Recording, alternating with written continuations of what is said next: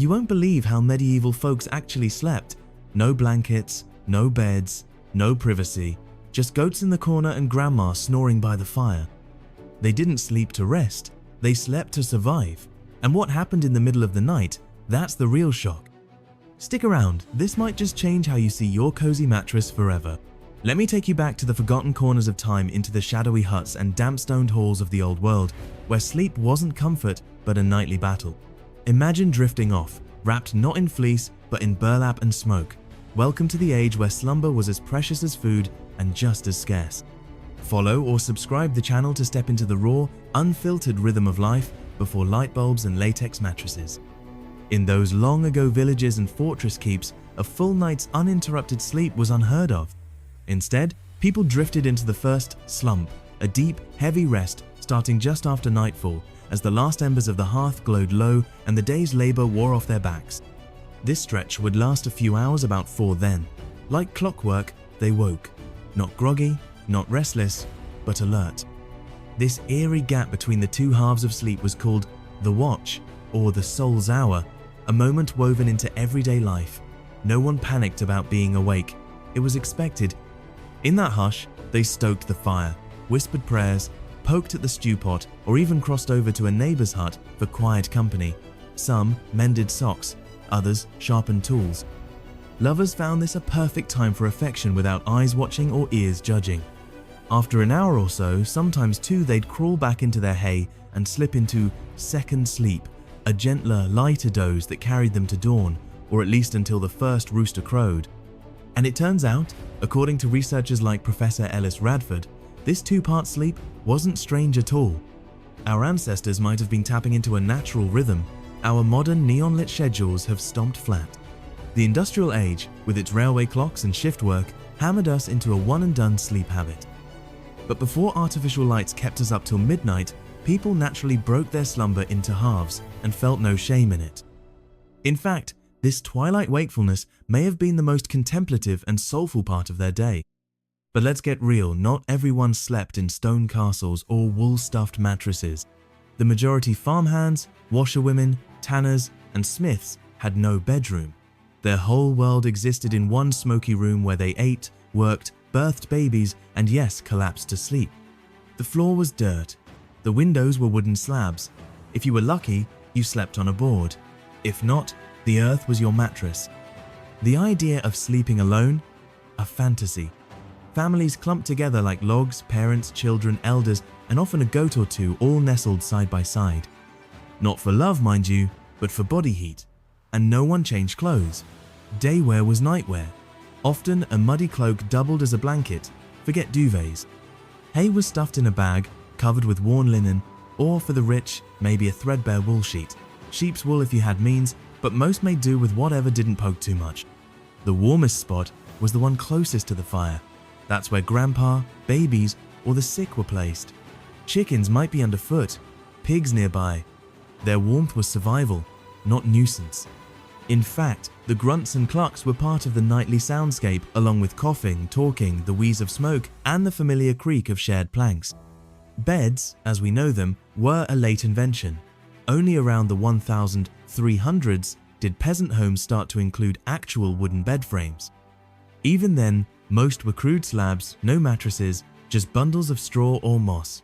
In southern lands, folks slept on raised stone slabs covered with skins. In the chillier north, they tucked themselves into wall nooks near the stove, where heat lingered longer. Infants? No cradles, they were tucked into the crook of an elbow or placed between 2 adults, swaddled and sheltered. Cribs hung from beams, like hammocks for mice, suspended from curious rodents. And silence? Overrated. Nobody expected quiet. The goal wasn't tranquility, it was warmth. The night buzzed with whispers, shifting bodies, and firewood popping like an old man's knees. Privacy? That was a luxury. Most huts lacked walls, let alone rooms. Privacy meant draping a cloth or turning your back. Even newlyweds snuggled beside in-laws their first nights. Everyone learned the unspoken rules: don't kick granny, don't roll on the baby, and never hog the fur blanket. And let's not assume castles were any better. Even nobles often shared space. The ladies of the manor, cousins, nursemaids, tutors, all slept in the same room. Knights and guards rested side by side in long halls, more barracks than boudoirs. Physical closeness wasn't scandalous, it was just life. Church laws had strict rules, no marital fun during fasting seasons, but sharing a straw mat with your sister or son, not even blink-worthy. Animals were part of this web too. A cow in the corner, a pig beneath the bench, their body heat and breath served as walls in homes where actual walls didn't insulate.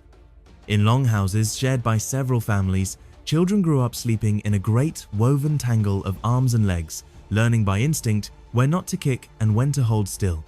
This chaotic harmony created a kind of nocturnal choreography, a sleep ballet passed down through generations. Whispered jokes, half-mumbled dreams, the old man's snores, these were the lullabies. True silence only came when everyone had finally surrendered to sleep. In that moment, all that remained was the hum of breath and the sigh of cooling ash. It wasn't comfort, it was connection, a nightly embrace between people and earth, tired hands curled close, no memory foam, no bedtime tea, but each morning they rose stiff, cold and ready and lived again. Soft beds, fluffy pillows? Not here. Straw, sometimes replaced once a year, was the go-to option, jammed into sacks, spread on planks, or just dumped in a heap. By spring, it turned into a prickly mess, crawling with fleas and God knows what. If you were lucky, a coarse wool mat or a stinky sheepskin added a bit of cushion and scared off the bugs. And yes, the scent of sheep was better than the stink of people. Comfort was subjective. Rigid backs were normal. You grew up with it. In warmer months, moss, dry grass, or scrap cloth made up the bedding. Some kids lay right on the floor, curled up with a shirt and their own hand as a pillow. Forget goose feather pillows or orthopedic memory foam in the rugged corners of medieval Europe. A pillow was more of a creative suggestion than a comfort. In some places, they stuffed old linen sacks with decaying hay or bundled reeds into lumpy mats. Cheap? Absolutely. Comfortable? Not so much. These makeshift headrests barely lasted through one season before turning into nests for bugs and mold. In a particularly soggy part of the world, villagers got clever. One corner of the hut would be built slightly elevated, a wooden podium of sorts raised on thick logs, a dry patch of heaven. Locals called it a sleeping shelf, or simply the platform. Here, old burlap was wedged between floorboards to block out the draft, and rags were laid over to form something resembling a mattress. If you were lucky, you slept closest to the stove, where leftover warmth still radiated from the bricks. In the cities, wealthy merchants and traders had something fancier tall wooden beds with feather-stuffed canvas bags for mattresses. But even these luxury beds needed regular beating to fluff them back to life, or else you'd risk waking up with fleas, flat cushions, and a nose full of mildew. A noble bed, it seemed, was a high-maintenance beast. Further south, inventive sleepers used wooden frames stretched with rope or rawhide netting, laying straw mats across the top. Lightweight and breezy, they worked wonders in warm climates. Soldiers and monks, however, weren't so lucky. They often slept on crude cloth sacks filled with dry dirt or ashes, a scratchy, gritty fix when out on the move or deep in a monastery's stone-cold chambers. In icy areas like Scandinavia, heavy wooden planks didn't hold heat, so insulation was key. Skins of moose, bear, or wolf were thrown on top prized, passed down, and reserved for bone-numbing winters or to cradle the youngest family members. In Slavic lands, layers of hemp and wool, darkened with soot and furnace ash, were sewn into thick, smoky bedding. Each material held a story of effort, hardship, and clever hands.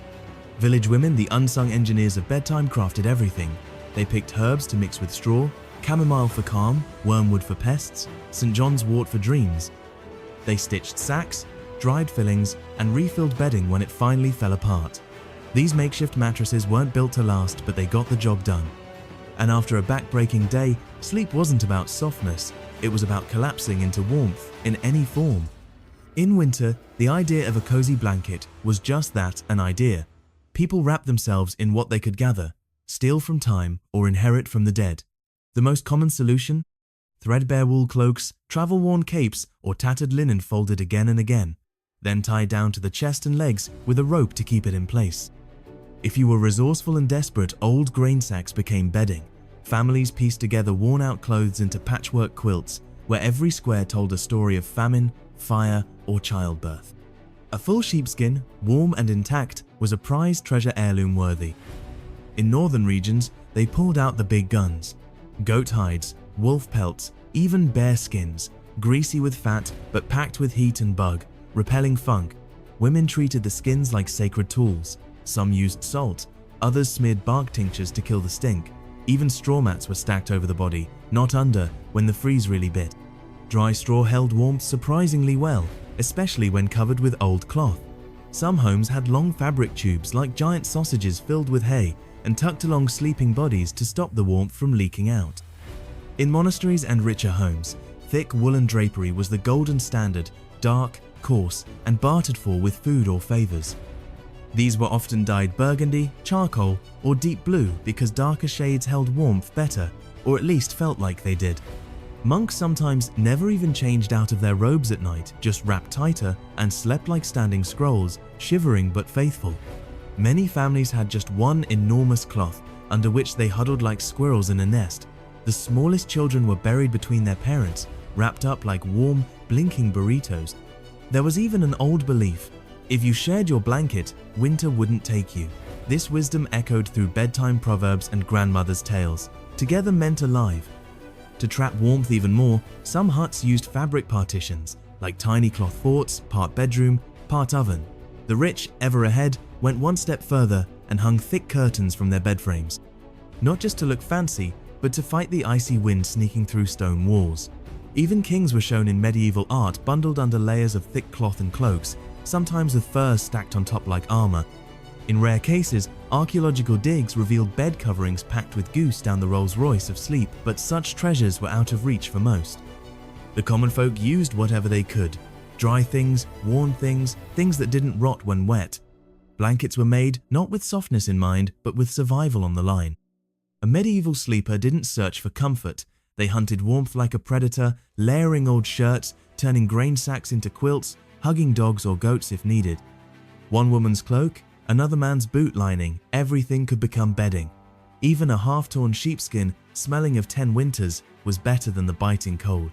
And somehow, despite the wet walls, snorting animals, and scratchy sacks, they slept. Their muscles, burnt out from long hours in the fields, surrendered. Their brains knew dawn was coming, and work would follow.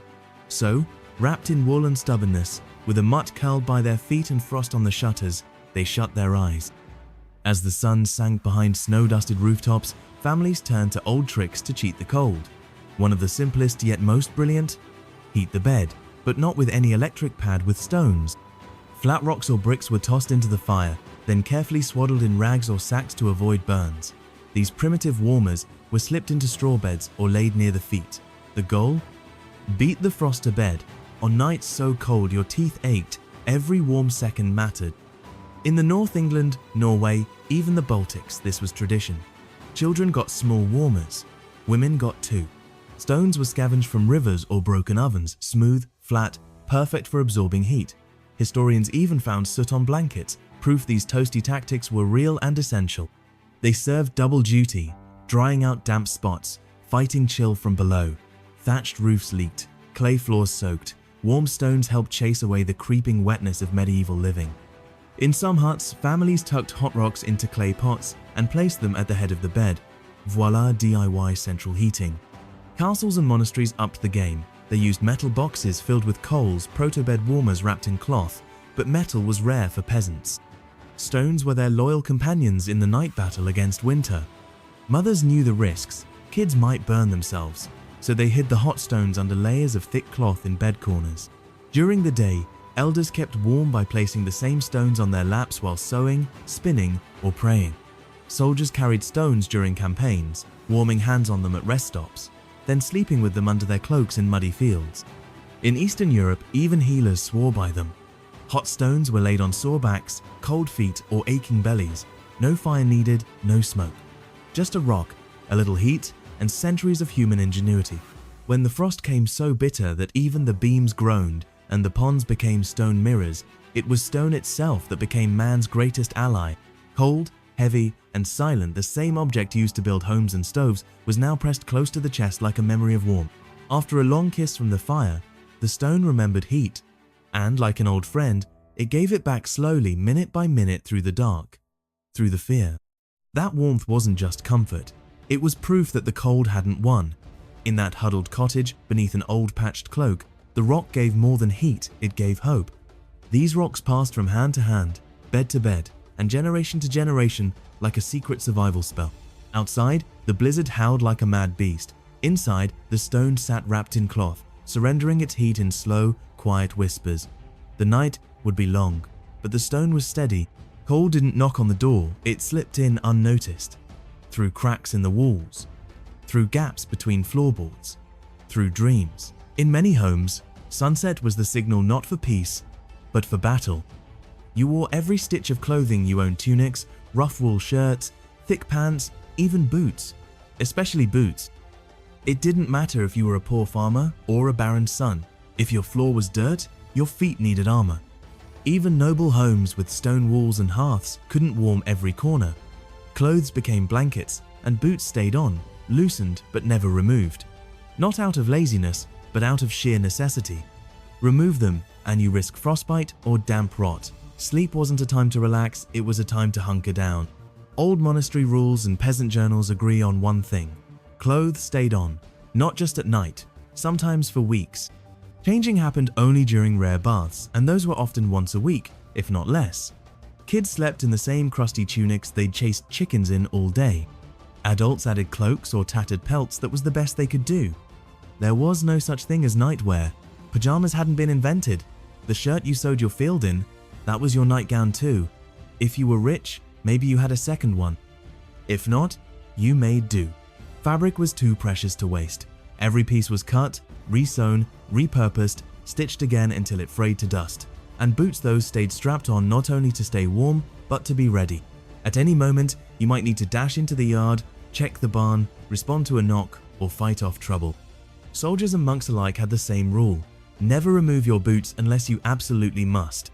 One chronicler in Old Kent writes that, after a harsh plague and an even harsher winter, villagers began sleeping in their full day-wear fur-lined cloaks layered over their ragged tunics, sheepskins folded around their knees, whatever they could find, and when they lay down, they curled their legs to the chest and crossed their arms under the fabric, not for comfort but to trap every scrap of body heat.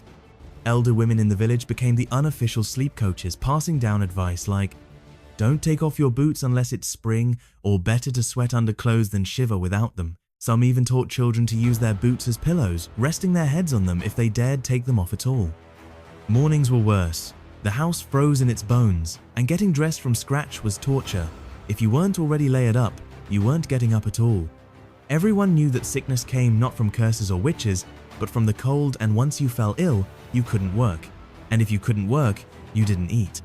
So they wore everything, every night, every time, not because they liked it, but because it worked. Survival didn't care about style, it cared about staying warm. But staying warm didn't mean sleeping well. The nights? Oh, they were hell. Rest came in bursts, short pockets of uneasy dozing between scratching, twitching, and coughing. People slept with one eye open, literally. You never knew when a flea would bite, when a rat would scurry across your face, or when someone would shift beside you. Bugs hid in the bed hay, rats scraped behind beams. No amount of brooming or burning wormwood could banish them for long. Monks tried, villagers tried. They burned juniper, hung sacks of crushed garlic, even poured vinegar into the corners. But the pests always came back eager for blood, for crumbs, for warmth. Even nobles weren't immune. There are stories, true ones, of servants scraping fleas off bed linens before the Lord climbed in. And still, he itched. No one was clean. Not really. The grime of life dust, soot, sweat crept into the very seams of fabric. Bath time, in most places, was monthly if you were noble, rare if you were not. In villages, winter baths were feared. Cold will kill faster than dirt, they said, and they weren't wrong. So people lived coated in filth, wrapped in old sweat, and scratched through the night. Illness spread like wildfire. One sniffle in the wrong hut and the entire family could be coughing within days. Sleeping near someone sick was like inviting the fever into your own lungs. But what choice did they have? There was only one room, one bed, one blanket. Children died often not from war, but from winter. The church logs record them, passed in sleep, lost to fever, died of cold. It was routine, it was expected. Even grown men feared the night. Many would pray before lying down, not out of piety, but terror. The devil was said to roam in the shadows. and if you were weak, he'd find you. Some households placed vinegar by the bed to scare off rats. Others lit small ash bowls not for warmth, but to create a protective ring. In places touched hardest by plague, people clutched knives or iron nails in bed not to fight intruders, but to scare away disease, which they believed had a mind of its own. Bedding, when it wasn't infested, was shaken out not to clean, but to dry. But the damp always came back. It crept in silently. It made everything rot. Every night, fresh moisture brought new risks. A new round of coughs, a new fever, a new prayer whispered into the mattress. And so sleep became something else. Not a retreat, not a luxury, but a war. A silent fight under tattered cloth, against cold, against dirt, against the tiny gnawing threats of the night. The body rested in short sprints. The mind stayed awake, always alert, because in the medieval night, the enemy wasn't just outside. It was under your blanket, in your boots, behind your breath. Sleep was never safe, but they closed their eyes anyway, because morning had to come, and they had to be ready. To survive until sunrise, without a bite, without freezing, without falling ill, was not just the goal, it was a nightly miracle. In the medieval world, nighttime was not a gentle curtain of rest. It was a battleground, a theater of shadows where every creak could be a curse and every whisper might be a warning. When the sun slipped away, so too did the rules of the waking world. Night belonged to mystery, to fear, to things unseen. That's when the dead were said to rise, when witches stirred and demons danced just beyond the hearth's glow. It wasn't superstition, it was survival instinct wearing a cloak of folklore. Families did what they could. Before laying their heads on straw or sack, they'd whisper the sacred words Paternoster, Ave Maria. Near their beds, they placed tiny wards, salt blessed by the priest, a sprig of St. Grey leaf, maybe even a few drops of holy water if fortune smiled. Iron nails were driven into doors in the shape of a cross. Embroidered cloths with symbols of protection were hung over window slits, passed down like heirloom. The embers in the hearth were never allowed to die out completely. Even fading, they were seen as guardians. In some villages, people would leave a coal burning in the corner of the room, a tiny red eye of safety against the encroaching dark. No one left empty jugs lying about. Everyone knew those invited wandering spirits. And the most dangerous time of all? The hours between the first and second sleep midnight to the witching hour. That's when legends said the dead could slip through and witches flew across moonlit skies to secret gatherings. People avoided getting up unless absolutely necessary. If they did, it was with a flickering candle and murmured prayers. In some homes, a small piece of bread was left on the windowsill, an offering for souls seeking comfort, or a bribe to keep mischief away. Monks recorded stories of strange attacks during sleep, breathless nights, wild visions, the feeling of invisible weight pressing down on the chest. Today, we might call it sleep paralysis. But back then, it was the devil. It was a demon. And bruises or scratches found come morning, marks of something otherworldly. There are accounts where even husbands and wives accused one another of witchcraft after sharing dark dreams. In the villages, night watchmen didn't just patrol for thieves. They walked with staffs shaped like crosses, chanting aloud, hoping to keep evil at bay. It wasn't law, it was faith in motion. Children were warned, never look out the window after dark. To meet the gaze of something out there, a spirit, an owl, a shadow, was to invite bad luck into your sleep. If an owl perched outside, the whole family would huddle together, hearts tight with dread. Even the wind had a voice back then. A howl through the cracks wasn't just wind, it was the cry of the lost, the warning of spirits. That was medieval slumber, not just rest for the body, but a spiritual trial. Sleep had to be defended, prepared for, armed with rituals and belief. Morning wasn't just another day, it was proof that nothing had come in the night to steal you away. Now imagine that, and then layer on war and hunger. In times of famine or siege, sleep didn't just retreat, it vanished. For soldiers at the front or villagers caught in the crossfire, rest was a fading luxury. Those summoned to fight often slept in fits and starts, if they could manage it at all. Anxiety made the body refuse to surrender. Chronicles tell of men slumping upright in their armor, eyes half shut, leaning against broken walls or piles of dirt, ready for the next clash. Hunger made it worse. You couldn't sleep with a stomach trying to devour itself. The pain gnawed deeper than any sword. Many perished not from wounds, but from exhaustion from nights that never truly ended.